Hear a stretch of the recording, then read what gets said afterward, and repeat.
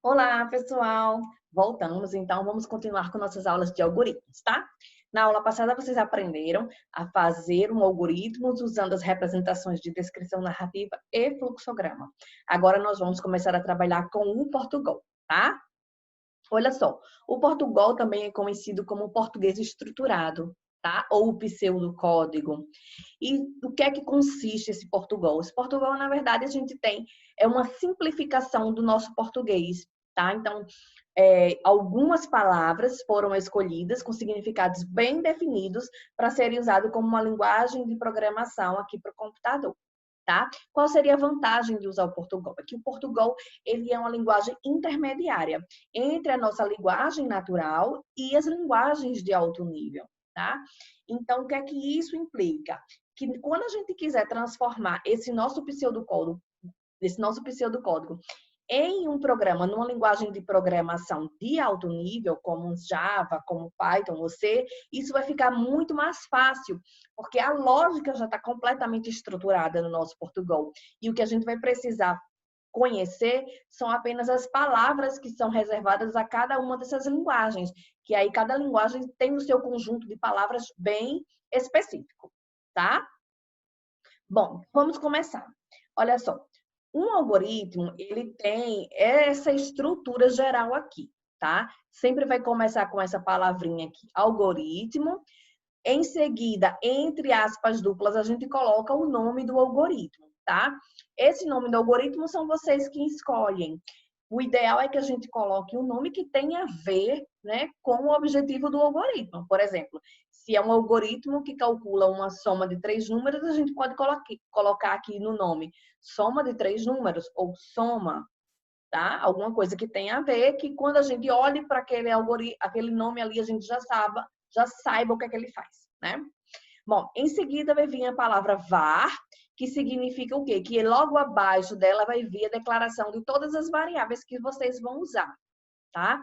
Lembrem do conceito de variáveis que a gente comentou, que são aquelas caixinhas, né? São espaços na memória do computador que a gente reserva para guardar valores que a gente vai precisar durante o nosso algoritmo, tá? Aqui, então, a gente vai ter a palavra início, vai ter todos os comandos que vão fazer parte do nosso algoritmo e no final a gente escreve fim algoritmo, tá? Só isso. Vamos ver como exemplo como é que ficaria o algoritmo em Portugal daquele problema de somar 3 números, né? Já apresentei para vocês na aula passada esse algoritmo aqui em descrição narrativa e em fluxograma. Como é que ele ficaria em Portugal? Olha só. Então, a gente tem aqui ó, a palavra algoritmo e em seguida o nome dele, que é soma, tá? Entre aspas duplas. Aí aqui eu coloquei a palavra var, é uma palavra reservada da linguagem, tá? E logo abaixo eu declarei todas as variáveis que eu vou usar. Então, eu declarei aqui a variável A, B e C, que representam os 3 números que eu vou somar, né? E declarei também, aqui em Portugal a gente precisa declarar a variável D, que no caso é a variável que vai guardar o resultado da soma, tá? Percebam que logo aqui eu coloquei de vermelho para chamar a atenção, a gente colocou 2 pontos e explicou qual é o tipo de dados que essas minhas variáveis vão receber, tá? Nesse nosso caso aqui, todas as 4 variáveis elas vão receber números, e os números são do tipo inteiro. Tá? Lembram de quando a gente estudou lá no primeiro grau os tipos de números, né? Números reais, números inteiros, números naturais, então a gente trabalha muito aqui em algoritmos com essa categoria aqui que são os números inteiros, tá? São aqueles, digamos assim, no popular são aqueles números que não são quebrados, que não têm casas digitais, tá? Então aqueles números 1, 2, 3, 4, 5, 100, 1000 ou números negativos também, -5, -6, -100, tá? Bom, então continuando aqui, eu tenho a palavra início e entre a palavra início e a palavra fim algoritmo eu tenho todo o meu passo a passo, tá? Então o que é que eu estou colocando aqui? Eu coloquei, ó, escreva, isso aqui é um comando da linguagem, tá? Escreva.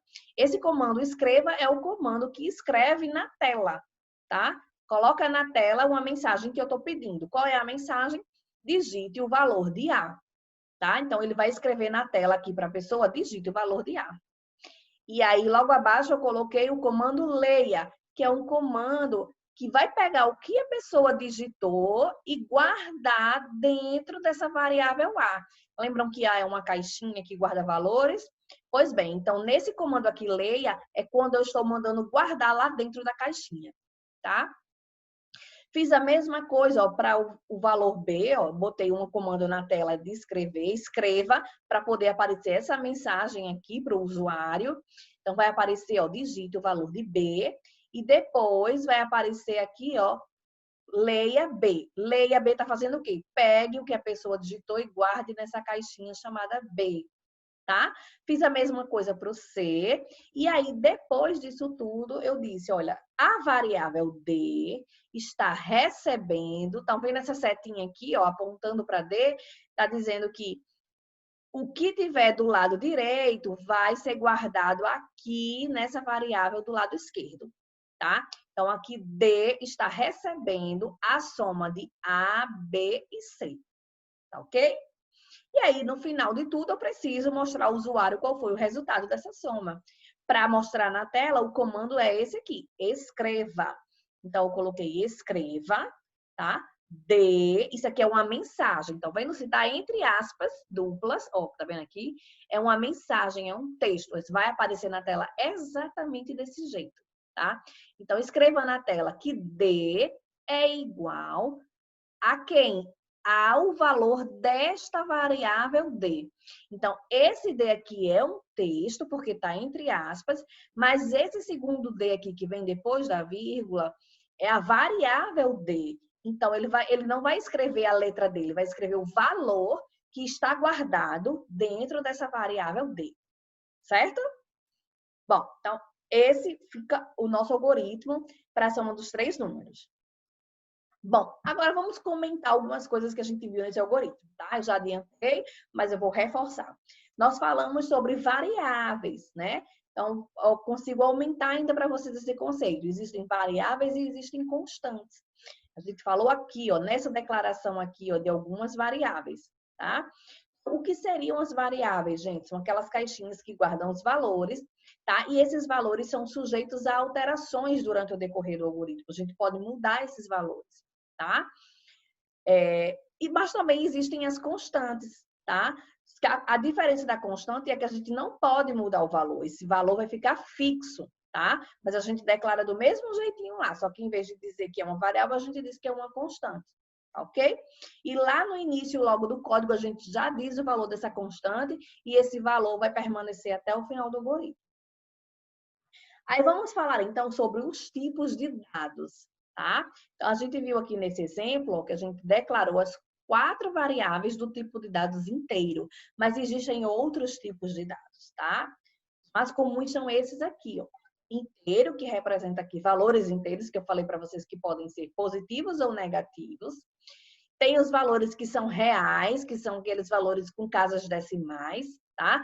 Que aí pode ser também um valor como esse 10 aqui, ó, que é um valor inteiro, ou pode ser valores positivos e negativos com casas decimais, tá?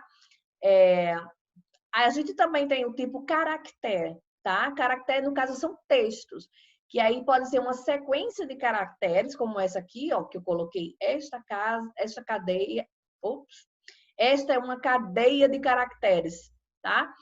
Ou pode ser uma letrinha só, como essa letrinha B, tá? Aqui, ó, uma observação é que nos números reais, a parte decimal, a gente separa com um ponto, não é com uma vírgula, tá? Vamos falar, então, sobre os operadores aritméticos nos algoritmos. Como é que a gente coloca isso, tá? Olha só.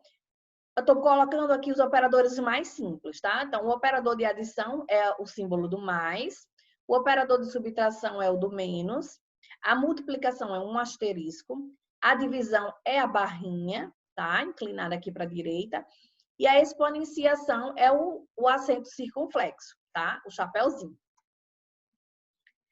Ó, aqui tá de novo mostrando para vocês relembrarem, agora com os conceitos já explicados, né? Mostra aqui as variáveis, ó, 4 variáveis, 2 pontos e o tipo de dados dela. Nesse caso aqui, elas são inteiras, mas eu podia ter, por exemplo, 2 variáveis do tipo inteiro e duas variáveis do tipo real. Era só colocar aqui embaixo, tá? A, B, dois pontos inteiro, e embaixo eu coloco C, vírgula D, dois pontos real. Poderia ser também, tá? Aqui, ó, o operador de atribuição, que é essa setinha aqui para o lado esquerdo, ok? Lembrando que os textos estão sempre entre aspas duplas. E é isso aí, para frente. Bom, aqui falando sobre o operador de atribuição novamente, ó, serve para quê? Para a gente colocar um valor dentro de uma variável, tá? Então, aqui, por exemplo, a variável peso está recebendo esse valor aqui, de 78,7. A variável nome, que tem que ser do tipo caractere, né? Está recebendo esse valor aqui, ó, João da Silva, tá? Ainda tem esse outra variável aqui, ó, chamada achei, que eu estou colocando o tipo dela falso. Nesse caso aqui, esse aqui é uma variável do tipo lógico, tá? Bom, então vamos falar sobre os comandos de entrada, tá? Para que servem esses comandos de entrada? Serve para a gente receber os dados que foram digitados pelo usuário. Lembram lá do nosso exemplo que eu pedi para ele digitar um número? Quando eu falei assim, leia A, então eu estou fazendo o quê? Pegando o número que a pessoa digitou, o usuário digitou e guardando dentro da variável A, tá? Então, esse comando leia serve para isso, gente, para guardar o que o usuário digitou e dentro dessa variável que eu expliquei aqui, ó, nos parênteses, tá? A gente tem também os comandos de saída, tá? Que eu já expliquei para vocês que o comando de saída é esse aqui, escreva. Então, esse comando aqui, ele serve para quê? Para mostrar na tela alguma mensagem ou algum dado, tá? Então, vamos, por exemplo, escreva. Quando eu falo escreva, o que tiver aqui, ó, dentro desses parênteses é o que vai aparecer na tela, tá? Se for uma mensagem, se for um texto, eu preciso colocar entre aspas duplas. Se for uma variável e eu quiser que apareça o valor dessa variável, eu coloco assim, ó, como está esse Y, sem aspa alguma, ok? Então, por exemplo, nesse outro escreva aqui, ó, o que está acontecendo? O conteúdo de Y, isso aqui é um texto, é uma mensagem.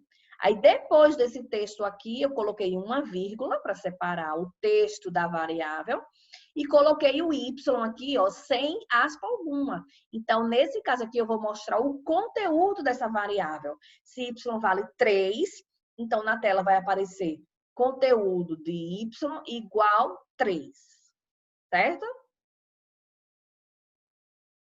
Bom, agora que eu já mostrei para vocês um exemplo de um algoritmo em Portugal para somar 3 números, eu quero agora que vocês façam um algoritmo para mostrar o resultado da multiplicação de 2 números, né?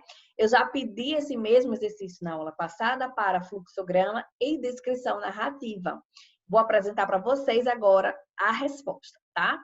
Então, a descrição narrativa seria assim: receba os números que vão ser multiplicados. Depois, passo 2, multiplicar os números. E o passo 3, mostrar o resultado obtido na multiplicação. Fácil, né? Agora, vamos ver o fluxograma. Ó, eu tenho aqui, ó, a elipse com a palavra início e aqui no final a elipse com a palavra fim, tá?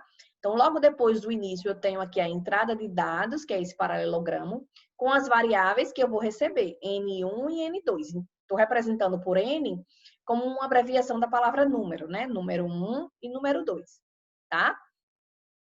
Aí, logo após, M recebe N1 vezes N2, tá?